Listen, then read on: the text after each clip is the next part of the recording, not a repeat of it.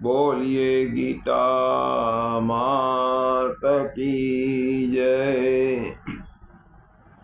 શ્રીમદ ભગવદ્ ગીતા અધ્યયન કેન્દ્ર સાથે ફેસબુકના માધ્યમથી જોડાયેલા આપ સૌ ગીતા પ્રેમી, જિજ્ઞાસુ, અધ્યયનશીલ અને સૌભાગ્યશાળી ભાઈ બહેનોને સાનુનય જય શ્રી કૃષ્ણ।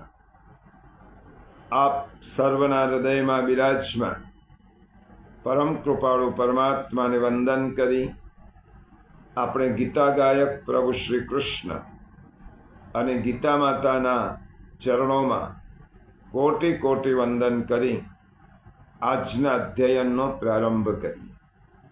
પ્રિયજનો, આજનું કેન્દ્ર આપણે વડોદરા ખાતે સુખધામ હવેલીમાં કથા ચાલતી હોય ફેસબુકના માધ્યમથી અધ્યયન કરી રહ્યા છીએ। આપણે અધ્યાય 10 વિભૂતિ યોગના ચોથા અને 5મા શ્લોકનું અધ્યયન કરી રહ્યા છીએ। પહેલાં આપણે 2 શ્લોકનું પારાયણ કરીશું। અધ્યાય 10 શ્લોક 4 અને 5। પાન નંબર 153 શ્રીમદ ભગવદ્ ગીતા। બુદ્ધિર્જ્ઞાનમસમ્મોહઃ ક્ષમા સત્યં દમઃ શમઃ સુખં દુઃખં ભવો ભાવો ભયં ચ ભયમેવ ચ અહિંસા સમતા તુષ્ટિ સ્તપોદાનમ યશો યશઃ ભવન્તિ ભાવા ભૂતાનાં મત્ત એવ પૃથગ્વિદઃ। નિશ્ચય કરવાની શક્તિ, યથાર્થ જ્ઞાન, અસમ્મૂઢતા, ક્ષમા, સત્ય, ઇન્દ્રિયો વશમાં રાખવી, મનનો નિગ્રહ, તેમજ સુખ દુઃખ, ઉત્પત્તિ પ્રલય અને ભય અભય તથા અહિંસા, સમતા, સંતોષ, તપ, દાન, કીર્તિ અને અપકીર્તિ, પ્રાણીઓના આવા વિવિધ પ્રકારના ભાવો મારાથી જ થાય છે। પ્રિયજનો, શ્રીમદ ભગવદ્ ગીતાના 10મા અધ્યાયમાં વિભૂતિ યોગની ભૂમિકા રજૂ કરતા ભગવાને આપણને એમ કહ્યું કે મનુષ્ય શરીર આપીને હું છૂટી ગયો નથી, પરંતુ મેં તેમાં 20 પ્રકારના જુદા જુદા ભાવોની ભાવ સંપદા ભરી છે। તેની વાત આ 2 શ્લોકમાં કરી છે। પ્રિયજનો, માનવ જીવન એ જળ યંત્ર નથી। શરીર રૂપી યંત્રમાં ભગવાને 20 પ્રકારના વિવિધ ભાવો આપણા યંત્રમાં ભર્યા છે। એટલે આપણો માનવ દેહ માત્ર જળ મશીન જેવું નથી, પરંતુ જીવંત યંત્ર છે। ભગવાને જીવન જીવવાને યોગ્ય બનાવ્યું છે। જો માણસને એકલું શરીર રૂપે ખોખું જ આપ્યું હોત તો, અને એ સિવાય વિચાર શક્તિ, બુદ્ધિ શક્તિ, જ્ઞાન શક્તિ, ક્ષમા ભાવના, સત્યનિષ્ઠા, જીતેન્દ્રિય થવાની વૃત્તિ, સુખ પચાવવાની ક્ષમતા અને દુઃખને સહન કરવાની શક્તિ વગેરે 20 પ્રકારના ભાવો જો ભગવાને આપણા શરીર રૂપી યંત્રમાં ન ભર્યા હોત તો આપણું માનવ જીવન આટલું બધું સુખી આનંદિત થઈ શકતું ખરું? પરબ્રહ્મ પરમાત્મા શ્રી કૃષ્ણ ભગવાનની કેવી કૃપા છે મનુષ્ય જાતિ ઉપર કે પ્રભુએ આ ભાવો ભરીને આપણા જીવનને જીવવાલાયક આનંદ સભર અને ભાવપૂર્ણ બનાવ્યું છે. જો આ ન હોત તો આપણું એક જળ મશીન બની જાય અને જીવનમાં આ બધા ભાવો ભરીને પ્રભુએ આપણા ભૌતિક જીવનને સુખી બનાવ્યું છે અને આધ્યાત્મિક જીવનને આનંદપૂર્વક જીવવા માટેની જડીબુટ્ટી આપી દીધી છે. એટલા માટે આપણો આ માનવ દેહ એ જીવંત યંત્ર છે, લાઈવ મશીન છે. અને એ મશીનની અંદર પ્રભુ સતત બિરાજમાન થઈને 18મા અધ્યાયમાં ભગવાન કહે છે, ઈશ્વર સર્વભૂતાનાં હૃદ્દેશેર્જુનતિષ્ઠતિ ભ્રામયન સર્વભૂતાની યંત્રારૂઢાની માયયા. હું ઈશ્વર રૂપે તારી અંદર બેસીને ઈશ્વર સર્વભૂતાનામ તારી અંદર બેસીને હું આ તારા શરીર રૂપી યંત્રને હું ચલાવું છું. તો પ્રિયજનો, આપણે 2 રવિવારથી ભગવાને આપેલી બુદ્ધિ શક્તિનો વિચાર કરી રહ્યા છીએ.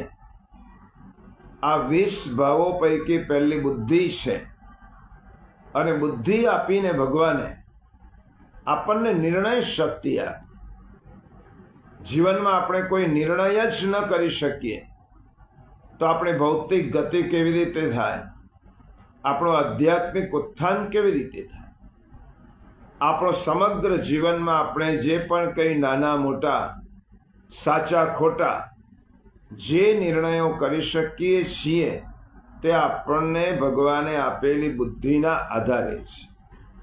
બુદ્ધિ આપીને ભગવાને સંશોધન શક્તિ વિકસાવી. ગયા રવિવારે આપણે જોયું હતું કે કેટલાક જીવોને બુદ્ધિ આપી છે ભગવાને બધાને, પરંતુ તેમાંથી કેટલાક નાના જ્ઞાનેશ્વર રૂપ વૈજ્ઞાનિકોએ પોતાની બુદ્ધિને સંશોધન દ્વારા વિશ્વની અદ્ભુત વૈજ્ઞાનિક શોધો કરી છે અને તે બધી માનવ જીવન માટે ઉપયોગી છે. તો પ્રભુએ બુદ્ધિ આપી અને આપણને સુખી સંપન્ન કર્યા. ભૌતિક રીતે આપણને પૃથ્વીના અને બ્રહ્માંડમાં છુપાયેલા કેટલાક રહસ્યો શોધવા માટેનો દરવાજો ખોલી આપ્યો. એટલા માટે પ્રભુએ બુદ્ધિ આપી. બુદ્ધિ આપીને માણસને પ્રજ્ઞાવાન બનાવે, જેથી ભૌતિક સંશોધનો તો કરી શકે પરંતુ આધ્યાત્મિક ક્ષેત્રમાં પણ ભગવાનને તે ઓળખી શકે. એટલા માટે શુદ્ધાય બુદ્ધિ કિલ કામધેન. આપણા શાસ્ત્રોએ કહ્યું છે કે બુદ્ધિ દ્વારા પ્રભુને આપણે પામી શકીએ. બુદ્ધિ દ્વારા જ અનેક રહસ્યો ઉકેલી શકીએ. બુદ્ધિ દ્વારા જ આધ્યાત્મિકતાના રસ્તે જઈ અને ગૂઢ તત્વોને પામી અને જીવનને આનંદસભર બનાવી શકીએ. પ્રિયજનો, પછી ભગવાને બીજો ભાવ અહીંયા કયો છે. બીજા ભાવની ભગવાન વાત કરતા કહે છે, બુદ્ધિર્જ્ઞાનમ. બીજો ભાવ છે જ્ઞાન. હવે પ્રશ્ન થાય કે જ્ઞાન એટલે શું? ભગવાને જ્ઞાન આપ્યું આપણને. જ્ઞાન એટલે પ્રભુને ઓળખવાની આપણી ક્ષમતા. પ્રભુએ માનવ જીવન આપ્યું, ભૌતિક સુખ સંપન્ન આપ્યા, બુદ્ધિ દ્વારા સંપન્નતા આપી અને આપણને જ્ઞાન આપ્યું, જેથી જ્ઞાન દ્વારા આપણે પ્રભુને પણ ઓળખી શકીએ. તો જ્ઞાન એટલે શું? પહેલા તો આપણે જ્ઞાન શું છે તે સમજીએ. આ ભણતર આપણે જે સ્કૂલ કોલેજમાં ભણીએ છીએ તે જ્ઞાન, આપણે શાસ્ત્રોનો અભ્યાસ કરીએ છીએ તે જ્ઞાન, આપણે કેટલુંક મોડે બોલીએ છીએ તે જ્ઞાન, આપણે યાદ રાખેલી માહિતી તે જ્ઞાન. જ્ઞાન એટલે શું? What is knowledge? શિક્ષણ જુદું, કેળવણી જુદી, માહિતી જુદી અને જ્ઞાન જુદું. આ બધા શબ્દો જો સમજીએ તો જ્ઞાન શું છે તે સમજાય. અંગ્રેજીમાં જેને એજ્યુકેશન કહે છે, શિક્ષણને, ઇન્ફોર્મેશનને માહિતી કહે છે, ટ્રેનિંગને કેળવણી અથવા તાલીમ કહે છે, અને નોલેજ ને જ્ઞાન કહે છે. તો નોલેજ એટલે જ્ઞાન, એટલે એજ્યુકેશન, ઇન્ફોર્મેશન, ટ્રેનિંગ, આ બધા કરતા જે નોલેજ છે એને જ્ઞાન કહેવાય. સ્વામી વિવેકાનંદે આની વ્યાખ્યા આપી કે to draw out abilities, that is knowledge. આપણી અંદરની શક્તિઓને ઓળખવી અને અંદરની જે પ્રભુએ આપણને શક્તિ આપી છે તેનો યથાર્થ ઉપયોગ કરવો, એનું નામ જ્ઞાન.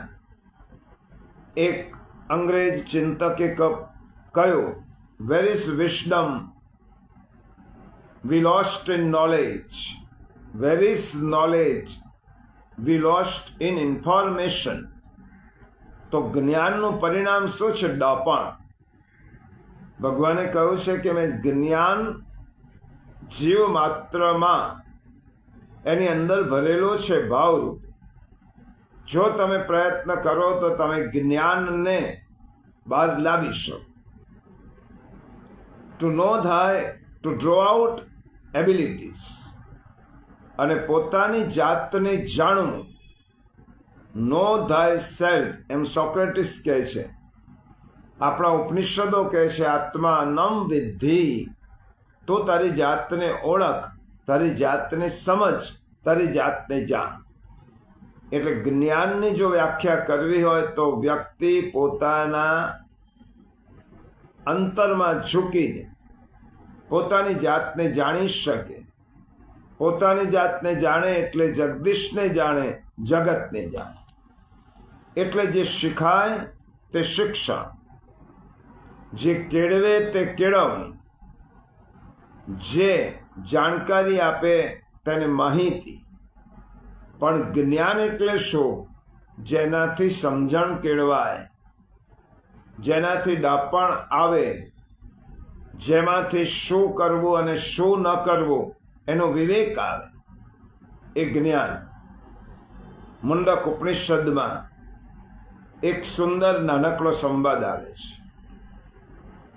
એમાં શૌનક અંગિરા ઋષિને આ પ્રશ્ન પૂછે છે, પરાવિદ્યા અને અપરાવિદ્યા એટલે શું? પૂછનાર શૌનક છે અને અંગિરા ઋષિ તેનો જવાબ આપે છે કે પરાવિદ્યા અને અપરાવિદ્યા એટલે શું? જે આપણે શ્રીમદ ભગવદ્ ગીતાના 7મા અધ્યાયના અધ્યયનમાં આપણે આ વિગતે જોઈ ગયા છે. છતાં પણ જ્યારે આ વાત આવી છે ત્યારે જોઈ લઈએ. તેનો સ્પષ્ટ ઉત્તર આ મુંડક ઉપનિષદમાં આપ્યો છે. 4 વેદ, શિક્ષા, કલ્પ, વ્યાકરણ, નિરુક્ત, છંદ અને જ્યોતિષ, આ 4 વેદના અંગો છે. 4 વેદ પણ આવી ગયા અને વેદના અંગો પણ આવી ગયા. તેને અપરાવિદ્યા કહેવાય. બીજા શબ્દોમાં લૌકિક કે સામાન્ય વિદ્યા કહેવાય. અને બીજી પરાવિદ્યા, તેનાથી અવિનાશી પરમાત્માનું જ્ઞાન અને પરમાત્માનો પ્રત્યક્ષ અનુભવ થાય તે પરાવિદ્યા. હવે બીજી રીતે સમજવું હોય, કેવું હોય તો અપરાવિદ્યા એટલે શાસ્ત્રમાં લખેલી વિદ્યા, અને અપરાવિદ્યા એટલે અનુભવ થયેલી વિદ્યા. અનુભવ થયો છે, અનુભવ પામેલી વિદ્યા. આજની ભાષામાં કહેવું હોય તો આપણે જે પણ કંઈ શિક્ષણ લઈએ છીએ એ ભૌતિક હોય કે આધ્યાત્મિક હોય, એ અપરાવિદ્યા છે. જે ભૌતિક વસ્તુઓનું જ્ઞાન આપે તે અપરાવિદ્યા, અને જે તત્વનું જ્ઞાન આપે તે પરાવિદ્યા. આ ઉપનિષદે તેની વ્યાખ્યા કરી છે. દ્રશ્યમાન જગતને જાણવાની વિદ્યા તે અપરાવિદ્યા, અને અદ્રશ્ય તત્વને જાણવાની વિદ્યા તે પરાવિદ્યા. આપણે શિક્ષણને જ જ્ઞાન માનીએ છીએ, પરંતુ પ્રિયજનો શિક્ષણ એ કલા છે. આપણા શાસ્ત્રોએ શિક્ષણને કલામાં મૂક્યું છે. જેવી રીતે 64 કલાઓનો શાસ્ત્રમાં ઉલ્લેખ છે, તેમ આજીવિકા મેળવવાની પણ ક્ષમતા કેળવવી એ કલા છે. 64 કલામાં શિક્ષણ શા માટે મેળવીએ છીએ? એનો એક સ્પષ્ટ ઉદ્દેશ્ય છે, આપણે આજીવિકાક્ષમ બનવું છે. અને આજીવિકાક્ષમ બનવા માટે આપણે જે ભણીએ છીએ તે શિક્ષણ કહેવાય, એ કલા કહેવાય. અને શિક્ષણ એ કલા છે. સા વિદ્યાયા વિમુક્તએ એમ આપણો ઉપનિષદ કહે છે. વિદ્યા કોણે કહેવાય? જે આપણને મુક્ત કરે તેનું નામ વિદ્યા. જે આપણને સંસારના બંધનોમાંથી છોડાવે એનું નામ વિદ્યા.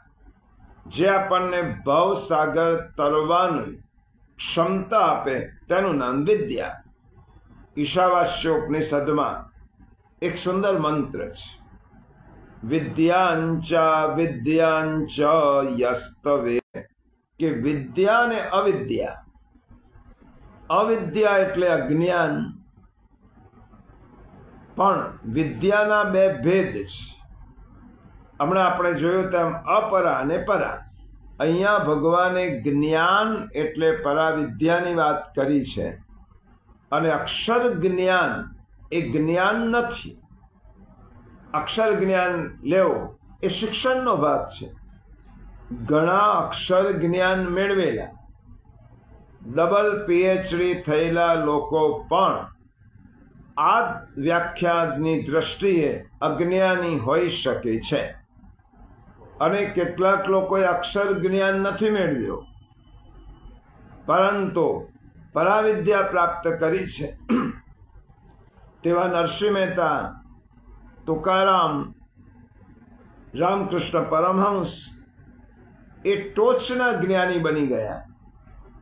રામકૃષ્ણ પરમહંસને તો અક્ષર જ્ઞાન આવડતું પણ નહોતું, તો રામકૃષ્ણ પરમહંસને અજ્ઞાની કહી શકાય? તેમને અંદરનું જ્ઞાન મેળવી અને જ્ઞાનની બધી જ બારીઓ ખોલી દીધી હતી. એટલા માટે ઘણા લોકો અક્ષર જ્ઞાન મેળવેલા લોકો પણ અજ્ઞાની હોઈ શકે છે, અને જેમને અક્ષર જ્ઞાન મેળવ્યું નથી એ લોકો પણ ઉચ્ચ પ્રકારના જ્ઞાની હોઈ શકે છે. તેથી જ્ઞાન એટલે શું? ઈશ્વર સંબંધી વિચાર, ઈશ્વર સંબંધી સમજણ. અને આગળ 10મા અધ્યાયમાં ભગવાન કહેવાના છે, અધ્યાત્મ વિદ્યા વિદ્યાનામ. અધ્યાત્મ વિદ્યા એ જ વિદ્યા છે, એ જ સાચી વિદ્યા છે. તે અર્થમાં જે ભગવાન જ્ઞાનની વાત અહીં કરી રહ્યા છે તે આપણે 10મા અધ્યાયના 4થા શ્લોકમાં બીજી વાત છે. ભગવાન કહે છે, બુદ્ધિર જ્ઞાનમ. મેં તને જ્ઞાન આપ્યું છે, જ્ઞાન મેળવવા માટેની યોગ્યતા આપી છે. જ્ઞાન તારી અંદર પડેલું છે, પણ એ કેવું છે? એ અપ્રગટ છે. તારી અંદર જ્ઞાન મેળવવાની જે શક્તિ છે એ અંદર છુપાયેલી છે. એ જ્ઞાનને તું બહાર કાઢે તો તું મારી પાસે આવી શકે. એટલા માટે જેનાથી સમજણ કેળવાય, જેનાથી અન્ડરસ્ટેન્ડિંગ, સમજણ એટલે અન્ડરસ્ટેન્ડિંગ આવે, તેનું નામ જ્ઞાન. હવે જ્ઞાન એટલે જાણવું, શોધી કાઢવું, સમજવું, અનુભવવું. આ બધા શબ્દો જ્ઞાન ધાતુના સંસ્કૃતના શબ્દકોશમાં આવેલા છે. જાણવું, શોધી કાઢવું, સમજવું, અનુભવવું. તેથી જ્ઞાન એટલે જાણવું અને સમજવું. આ જ્ઞાન પ્રાપ્તિના 7 સોપાન આપેલા છે. સર્વ વેદાંત સિદ્ધાંત સાર. અને શ્રીમદ આદિ શંકરાચાર્યએ જ્ઞાન પ્રાપ્તિના 7 પગથિયા કયા છે. આપણે હમણાં તેમની વિગતે વાત કરતા નથી. આગળ ગીતામાં બધું આવવાનું છે. માત્ર તેની સૂચિ જાણી લઈએ.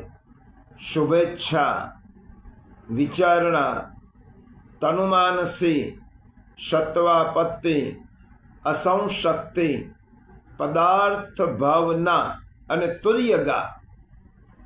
આ જ્ઞાનની 7 પગથિયો છે, 7 ભૂમિકાઓ છે. તેવી જ રીતે જ્ઞાન પ્રાપ્તિના 8 સાધનો કયા છે યોગ શાસ્ત્રમાં?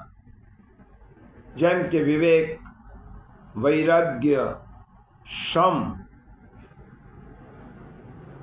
મુમુક્ષા, મુમુક્ષુતા, શ્રવણ, મનન, નિધિધ્યાસન અને તત્વ પદાર્થ સંશોધન. આ યોગશાસ્ત્રમાં આ 8 સાધનો કયા છે. એમાં ષટ સંપત્તિ પણ છે, જેમાં શમ, દમ, શ્રદ્ધા, ઉપરતિ, તિતિક્ષા અને સમાધાન. આ શમમાં આવતી એની ષટ સંપત્તિ છે. આ તેના સાધનો છે. આપણે આમાં વિગતે આગળ 10મા અધ્યાયમાં જ્યારે આવશે ત્યારે આ બધું સમજીશું. આ તેના સાધનો છે. તો ગીતાજીમાં ભગવાને એક તો જ્ઞાન યોગ સ્વતંત્ર રીતે પણ સમજાવ્યો છે. આગળ આપણે જોઈ ગયા. શ્રીમદ ભગવદ્ ગીતામાં ભગવાને આગળના એક શ્લોકમાં કહ્યું, બહુનામ જન્મનામ અંતે જ્ઞાનવાન મામ પ્રપદ્યતે. અનેક જન્મો પછી જ્ઞાની પુરુષ પોતાના જ્ઞાન દ્વારા મને ઓળખે છે, મને પામે છે.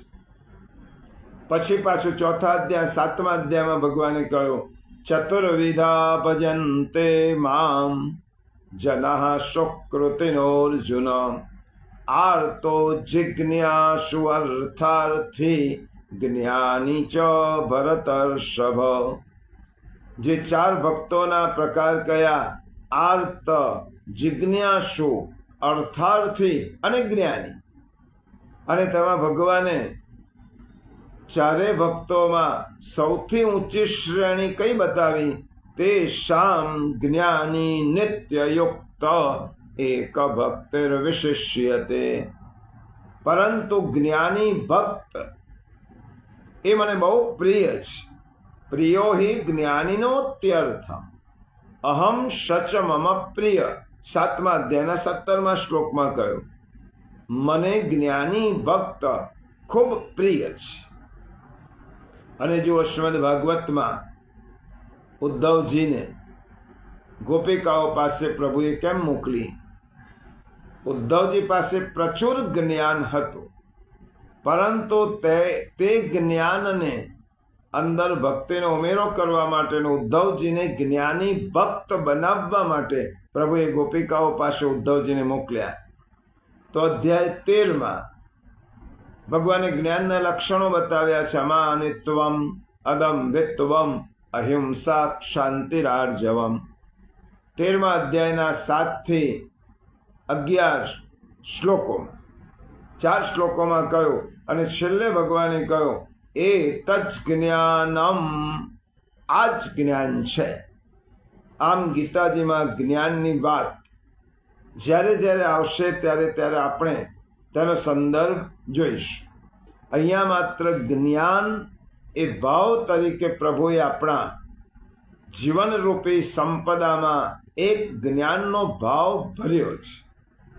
એટલા માટે એનો અર્થ એમ થયો, જ્ઞાની થવું, જ્ઞાની બનવું એ કોઈ વિશેષ જાતિ, વિશેષ વ્યક્તિને આપેલો વિશેષાધિકાર નથી. જ્ઞાની બધા જ બની શકે છે, ભક્ત બધા જ બની શકે છે.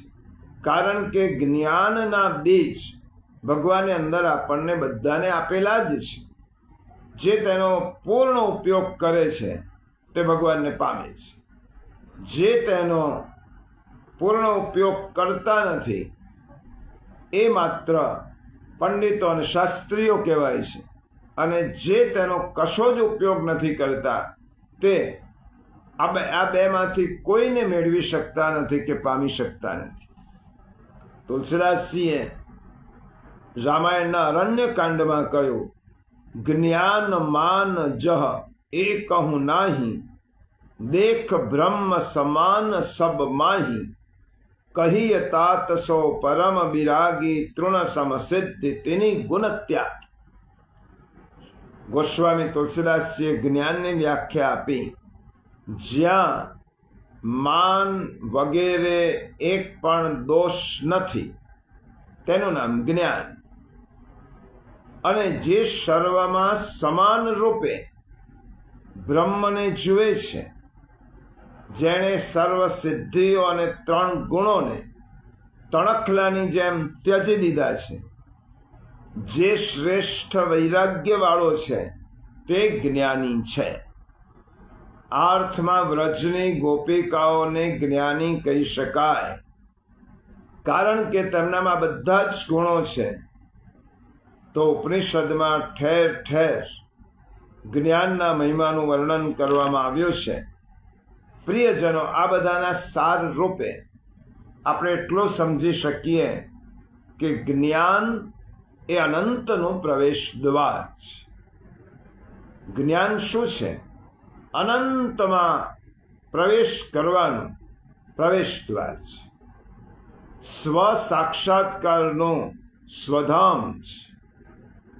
ભગવાને કેટલો મોટો ઉપકાર આપણા ઉપર કર્યો છે કે સૃષ્ટિમાં મોકલ્યા, ભાવ સંપદા આપી, આપણે વ્યક્તિગત રીતે પણ સુખ મેળવી શકીએ, જગતમાં રહેલા રહસ્યોને સમજી શકીએ અને ભગવાન રૂપી તત્વને ઓળખી શકીએ, પામી શકીએ. એટલા માટે ભગવાને શું કર્યું? જ્ઞાન રૂપી બીજ આપણામાં મૂકી દીધા. હવે એ બીજને પલ્લવિત કરવો, ફલિત કરવો તે આપણા પુરુષાર્થો પર આધાર છે. તો જ્ઞાન અનંતનું પ્રવેશ દ્વાર છે. જ્ઞાન સ્વ સાક્ષાત્કારનું સ્વધામ છે.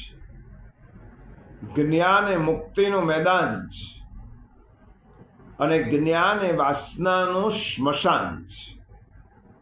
એટલા માટે જ્ઞાનમાં બ્રહ્મ જ્ઞાન એ જ અગ્નિ છે અને તેમાં અવિદ્યા અને અજ્ઞાનની આહુતિ આપવી, એને ભગવાને 4થા અધ્યાયમાં જ્ઞાન યજ્ઞ કહ્યો છે.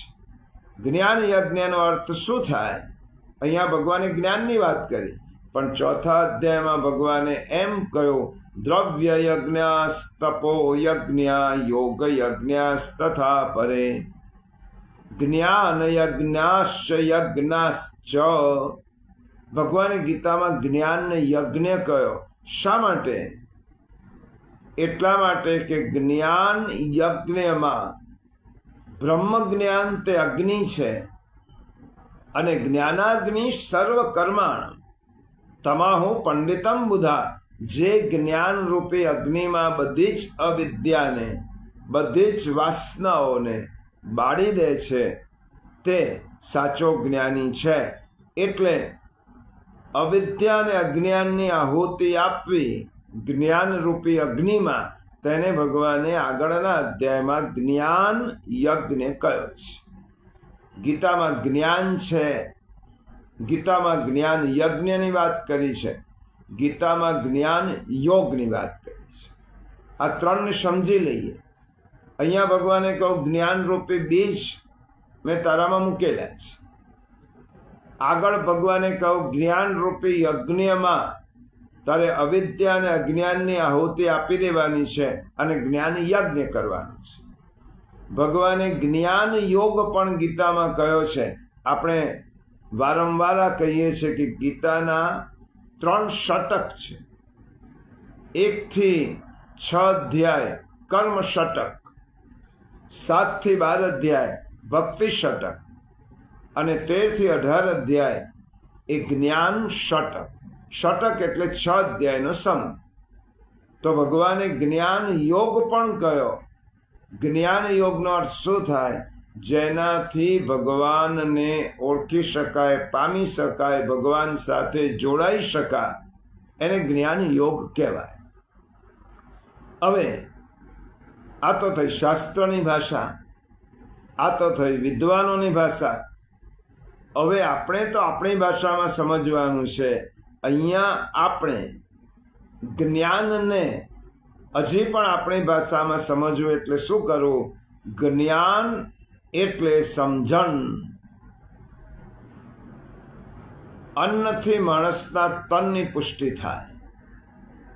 અન્ન તમે આરોગો તો તનની પુષ્ટિ થાય. અને મનથી, ભાવથી મનની પુષ્ટિ થાય.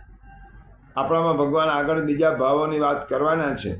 ભાવથી આપણા મનની પુષ્ટિ થાય અને જ્ઞાનથી માણસની બુદ્ધિ પુષ્ટ બને.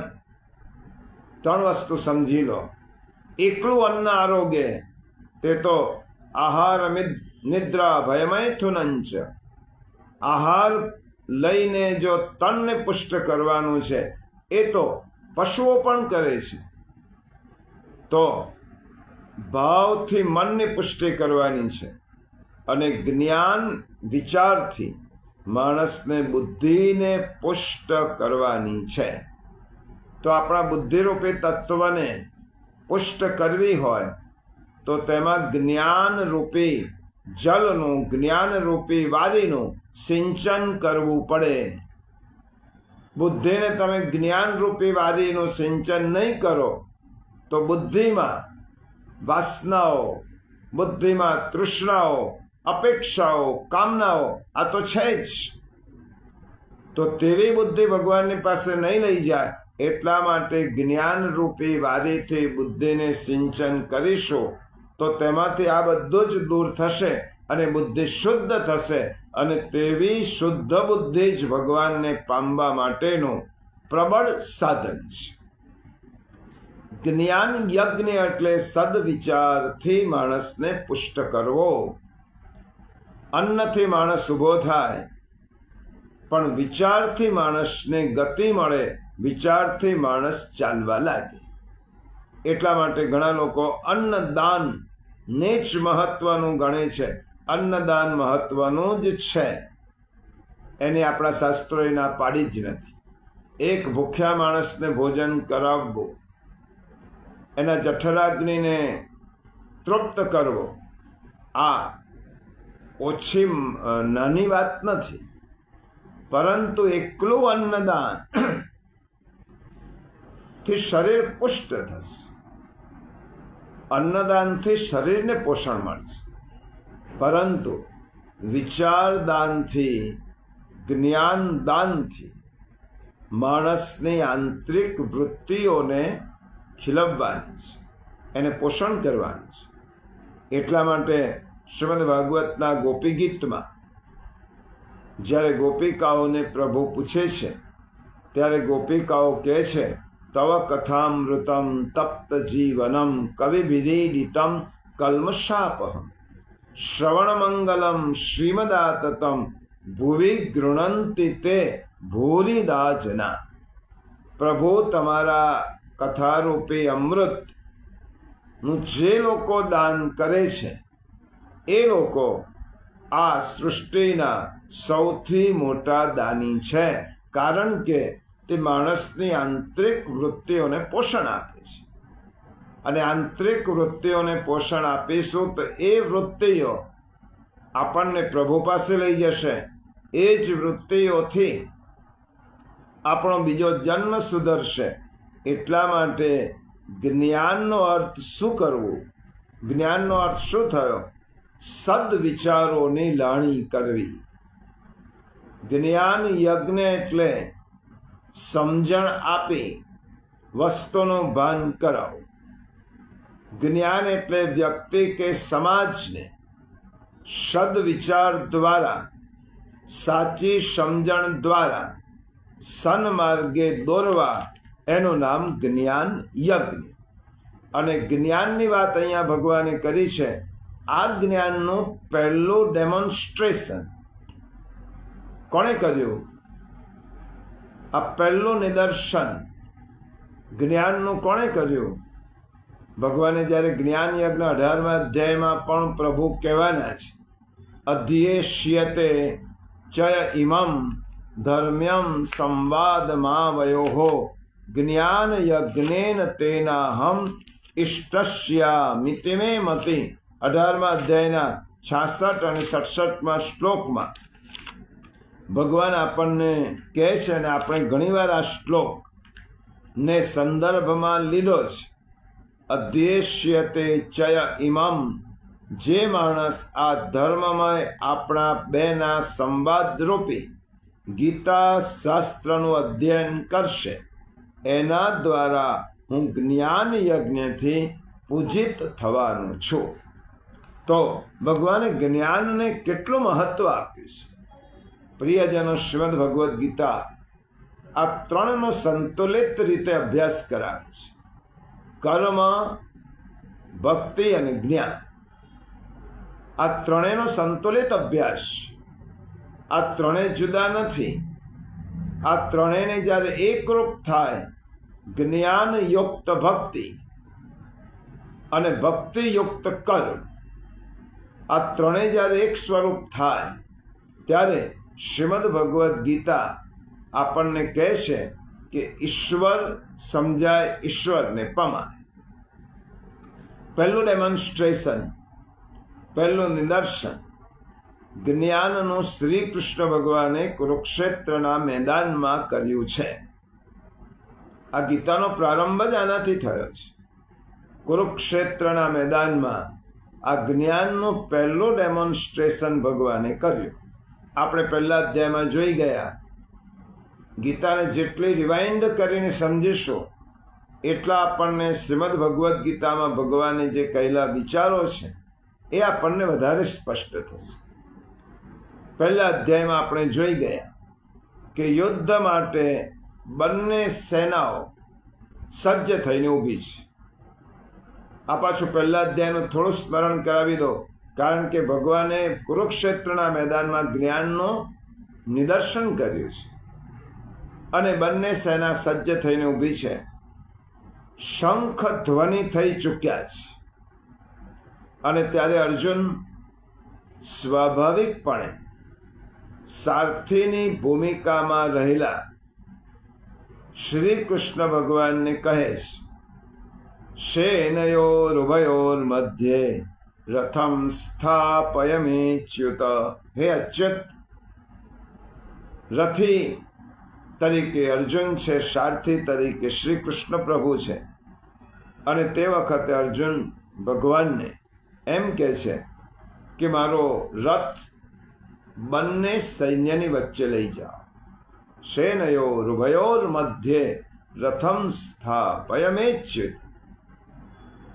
અને પ્રભુ લઈ ગયા. જો પ્રભુને કેટલી યુક્તિપૂર્વક પ્રભુએ અર્જુનને આ ગીતારૂપી જ્ઞાન આપ્યું છે. એટલા માટે કહું છું કે ભગવાને તેનું નિદર્શન કરી બતાવ્યું. અર્જુનને લઈ ગયા રથને બંને સેનાની વચ્ચે. અર્જુને શું જોયું? તત્ર પશ્ય સ્થિતાન પાર્થ પિતॄનથ પિતામહાન આચાર્યાન માતુલાન ભ્રાતॄન પુત્રાન પૌત્રાન સખિંસ તથા. અર્જુન શું જુએ છે? વડીલો સામેના સૈન્યમાં વડીલો જુએ છે, કાકાઓ જુએ છે, પિતામહો જુએ છે, ગુરુઓને જુએ છે, મામાઓને જુએ છે, ભાઈઓને જુએ છે, સ્વજનોને જુએ છે.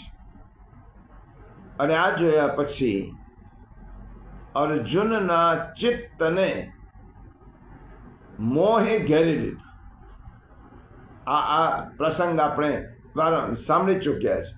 આ જોયા પછી અર્જુનનું ચિત્ત મોહથી ઘેરાઈ ગયું. જે અર્જુન લડવા માટે ઉત્સુક હતો, કેટલાય મહિનાઓની તૈયારી હતી, ભગવાને કેટલો કાઉન્સેલિંગ કરીને અર્જુનને તૈયાર કર્યો હતો અને અર્જુન પોતે પણ લડવા માટે ઉત્સુક હતો, તે હવે શ્રી કૃષ્ણ ભગવાનને શું કહે છે? આ બધાને મારીને જો રાજ્ય મળતું હોય તો એવા રાજ્યને મેળવવા કરતા શત્રુના હાથે મરવું જ શ્રેયસ્કર છે.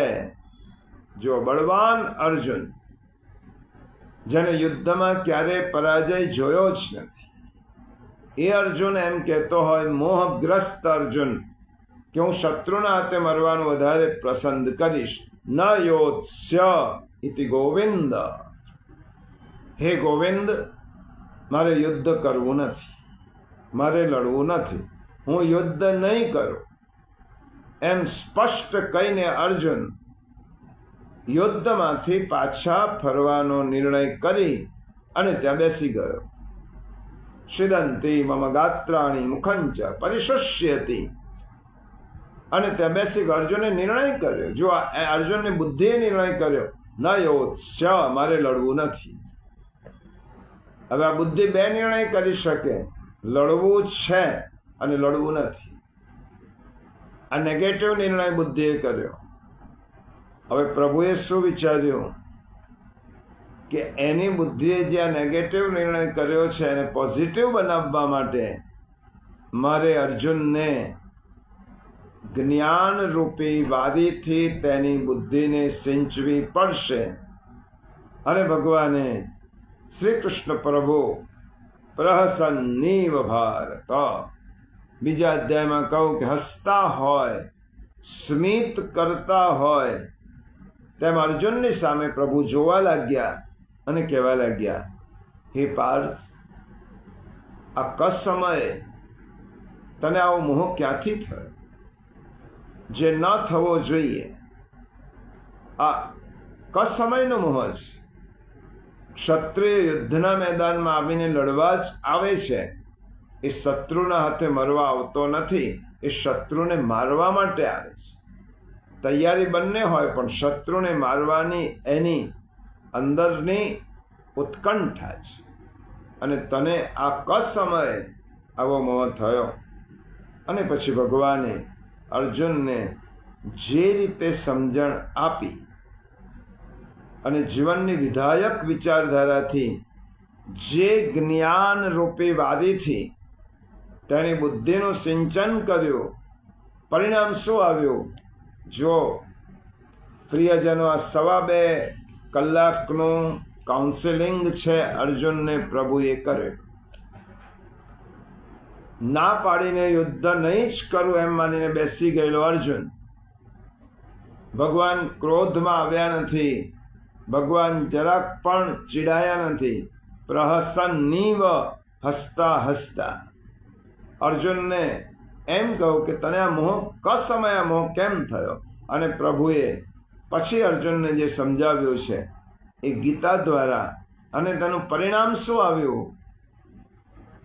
18મા અધ્યાયમાં અર્જુન ભગવાનને કહેવા લાગ્યો, નષ્ટો મોહ સ્મૃતિર્લબ્ધા ત્વત્પ્રસાદાન મયાચ્યુત સ્થિતોસ્મિ ગત સંદેહ કરિષ્યે વચનં તવ.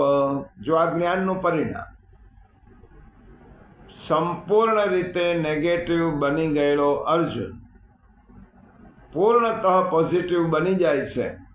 આ ગીતા જ્ઞાનનું પરિણામ. અને એનું ડેમોન્સ્ટ્રેશન પ્રભુએ સ્વયં કર્યું છે. અર્જુન કહે છે, હે પ્રભુ, હવે હું સંશય રહિત થયો છું, હવે મારો મોહ નિરસન થયો છે,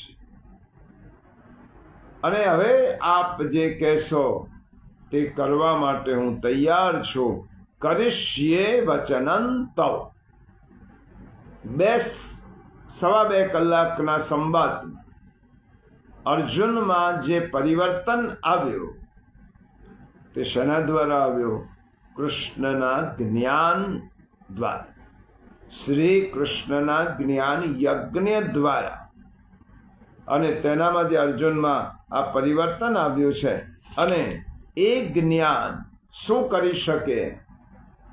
પડેલા માણસને ઊભો કરી શકે, સૂતેલા માણસને જગાડી શકે, અગતિક માણસમાં ગતિ આપી શકે, નિરાશ થયેલા માણસમાં આશાનો સંચાર કરી શકે, નિરુત્સાહ થયેલા વ્યક્તિમાં ઉત્સાહ ને ભરી શકે.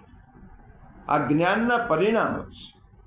અને તેની પ્રતીતિ શ્રીમદ ભગવદ્ ગીતા દ્વારા ભગવાને આપણને સૌને કરાવી છે. તો તે જ્ઞાનની બારી આજે પણ ભગવાને ગીતા રૂપી બારીને ખુલ્લી રાખી છે આપણા બધા માટે. અને એ જ્ઞાનને આજે પણ આપણે મેળવીને ગીતારૂપી જ્ઞાન બારીથી આપણી બુદ્ધિરૂપી જે અંકુરો છે, બીજ છે, એને આપણે અંકુરિત, પલ્લવિત, ફલિત કરી શકીએ છીએ. ભગવાને અર્જુનને ઘણી બધી વાતો કહી. અને ગીતા તો ઉત્સાહ અને ચૈતન્યનો અખોટ સ્ત્રોત છે, અખોટ સ્ત્રોત છે. તેના શબ્દે શબ્દે, તેના અક્ષરે અક્ષરે ચૈતન્ય આપે તેવા વિચારો ભર્યા છે. પણ તેમાં અર્જુનને પહેલો ભગવાને સમજાવ્યું કે તું પહેલા તારી જાતને ઓળખ. આ જ્ઞાનનું પહેલું પગથિયું છે. જ્ઞાન એટલે આ સંક્ષેપમાં આપણે સમજી લઈએ છીએ. અર્જુનને પહેલું શું સમજાવ્યું? તો તારી જાતને ઓળખી લે. તું મરણશીલ નથી. આ દેહ મરી જવાનો છે, દેહ નષ્ટ થવાનો છે. તો તું કોણ છે? નૈનમ છિંદંત શસ્ત્રાણી, નૈનમ દહતિ પાવક, ન ચૈનમ ક્લેદયંતિ આપો, ન શોષયતિ મારુત. તો શાશ્વત છે. મમૈવાંશો જીવલોકે છે. તો મારો શાશ્વત અંશ છે. અને તો એમ કેમ માની લીધો કે હું મરવાનો છું? તો મરણશીલ નથી, તો શાશ્વત છે, તો ચૈતન્યનો અંશ છે. તો એ ભૂલી જા કે હું મરવાનો છું. આપણા બધાને ભગવાને કહ્યું છે જ્ઞાનના બીજ છે આ. તો ભૂલી જા કે હું મરવાનો છું. તો મરી શકતો નથી. તો શાશ્વત ચૈતન્ય છે, શુદ્ધ આત્મા છે. અને શરીર તો જળ છે, સાધન છે. એનો નાશ એ તારો નાશ નથી. આ જ્ઞાનની પહેલી ભૂમિકા આપણે આપણી જાતને ઓળખી લેવાની. હું મરણશીલ નથી, હું મરવાનો નથી. આ શરીરરૂપી સાધનમાં હું આવ્યો છું અને શરીરરૂપી સાધનનો ઉપયોગ કરી અને મારે આગલા સ્ટેશન સુધી પહોંચવાનું છે. અને પછી બીજું સ્ટેશન આવશે તો બીજું શરીર મળશે, એની આગળ જઈશ. ત્રીજું શરીર આપશે, એની આગળ જઈશ. એમ ભગવાન મને જે સાધન આપતા જશે એ સાધનનો ઉપયોગ કરી અને હું ભગવત પ્રાપ્તિ કરવાનો છું. કારણ કે હું મરણશીલ નથી. લોજિક કહે છે કે મેન ઇઝ મોર્ટલ, અને શ્રીમદ ભગવદ્ ગીતા કહે છે મેન ઇઝ ઇમોર્ટલ. અમર્ત્ય છે. લોકો એમ કહેતા હોય માણસ મર્ત્ય છે.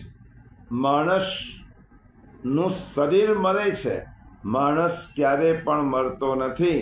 કારણ કે ન જાયતે મ્રિયતે વા કદાચિત નાયમ ભૂત્વા ભવિતા વાન ભૂય અજો નિત્યમ શાશ્વતો યમ પુરાણો ન હન્યતે હન્યમાને શરીર.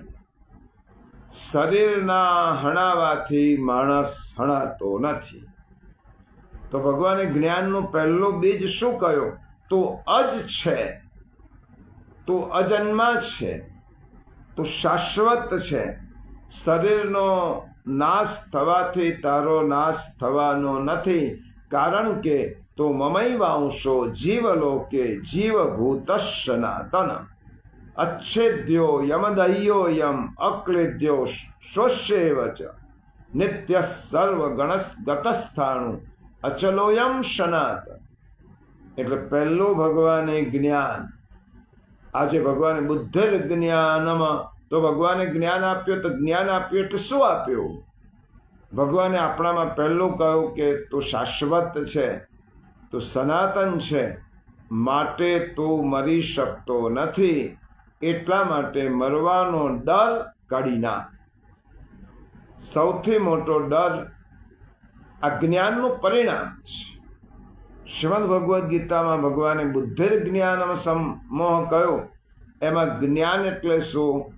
તારું અજ્ઞાન છે કે હું મરવાનો છું. તું મરવાનો નથી, તું મરી શકતો નથી. શરીર નાશવંત છે, તો શાશ્વત છે. એટલા માટે મરવાનો ડર તો કાઢી નાખ. આ પહેલું કહ્યું. અને આ ડર નીકળી જાય પ્રિયજનો. આપણે બધા જ મરણથી ગભરાયેલા લોકો છીએ. દુનિયાના લગભગ મહાપુરુષો સિવાય, પરમહંસો સિવાય, ભક્તો સિવાય બધા જ મરણનો ડર છે. અને પહેલા જ ગીતાને જ્ઞાનમાં મરણનો ડર કાઢી નાખ્યો છે.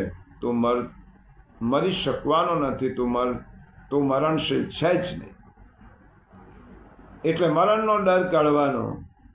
અને ભગવાને બીજું શું કહ્યું? તો કોઈને મારી શકતો નથી. તારો ઘમંડ છે એ દૂર કર. તું કોઈને મારી શકતો નથી. તું એમ કે આ બધાને કેવી રીતે મારો? તું મરવા પણ નથી આવ્યો કે તું મારવા નથી આવ્યો. તું જેવી રીતે મરતો નથી એવી રીતે બીજાને મારી શકતો જ નથી. આ બે ગીતાને પાયાના વિચાર જ્ઞાનમાં. અને આ જ વાત શ્રીમદ ભાગવતમાં સુખદેવજી મહારાજ પરીક્ષિતને ભાગવતના 12મા સ્કંદમાં 5મા અધ્યાયમાં કહે છે. જો શ્રીમદ ભગવદ્ ગીતા અને શ્રીમદ ભાગવત ઘણી બધી વખત હું કહું છું, વારંવાર કહું છું કે શ્રીમદ ભાગવદ્ ગીતા એ સૂત્રાત્મક ઉપદેશ છે અને શ્રીમદ ભાગવત તેનું ભાષ્ય છે. શ્રીમદ ભગવદ્ ગીતાનું ભાષ્ય છે. સૂત્રને ભાષ્ય કર્યું છે. જે સિદ્ધાંતો છે એને દ્રષ્ટાંતો દ્વારા શ્રીમદ ભાગવતમાં એને જીવંત કર્યું છે. એ ઉપદેશો. તો 12મા સ્કંદના 5મા અધ્યાયમાં જ્ઞાન યજ્ઞનું બીજું ડેમોન્સ્ટ્રેશન કર્યું છે સુખદેવજી મહારાજ. એ 12મા અધ્યાયમાં પરીક્ષિતને શું કહે છે?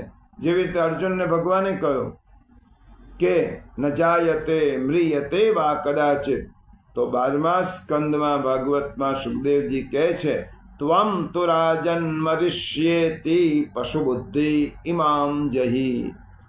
હે રાજા, તું મરવાનો છે એ તારી પશુબુદ્ધિને કાઢી નાખ. ન જાત પ્રાગભૂતોદ્ય દેહવત્વમ ન નંક્ષ્યતિ. સુખદેવજી પરીક્ષિત રાજાને અંતિમ ઉપદેશ શું આપે છે? હે રાજન, હવે તો પશુબુદ્ધિનો ત્યાગ કર.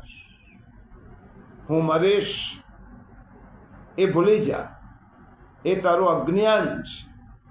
જેમ શરીર પહેલા ન હતું અને હમણાં દેખાય છે અને પાછું નષ્ટ થઈ જશે, તે શરીરની જેમ તમે પહેલા ન હતા.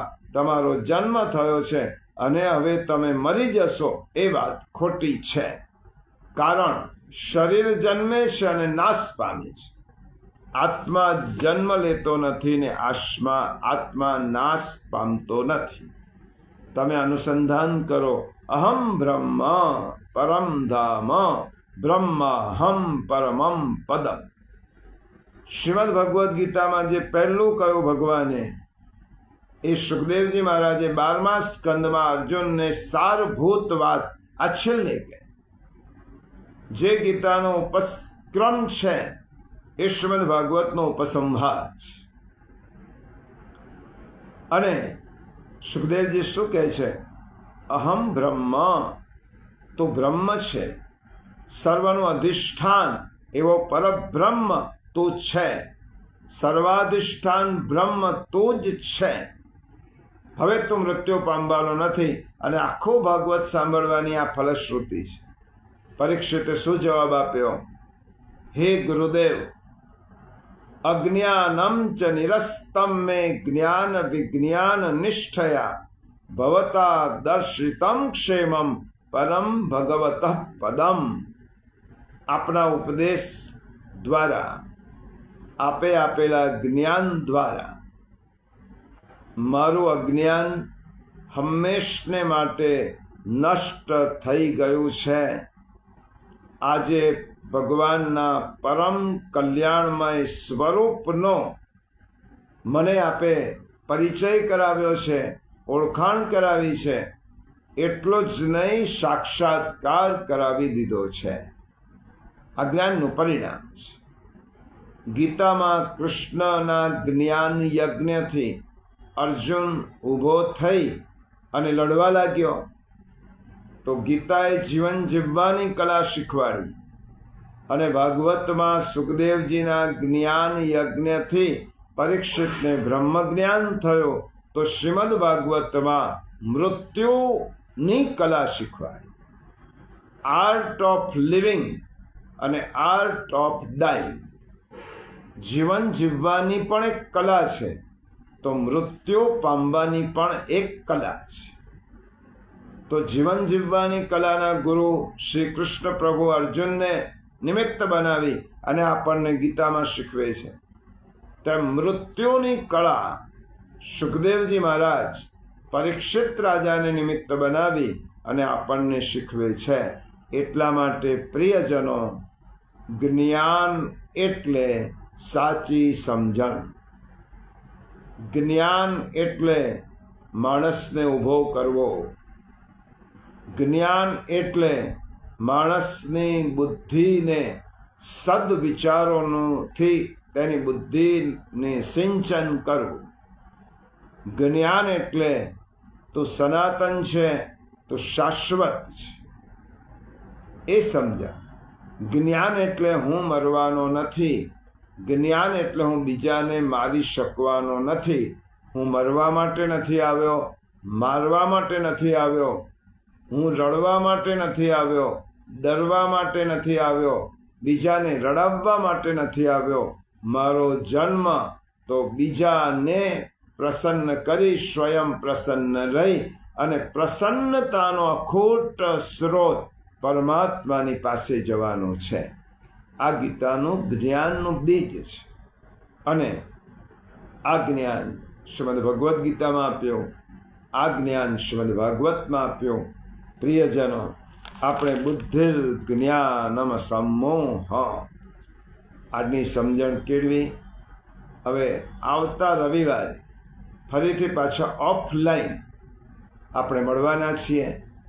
પવિત્ર પુરુષોત્તમ માસ આવતીકાલે પૂર્ણ થશે.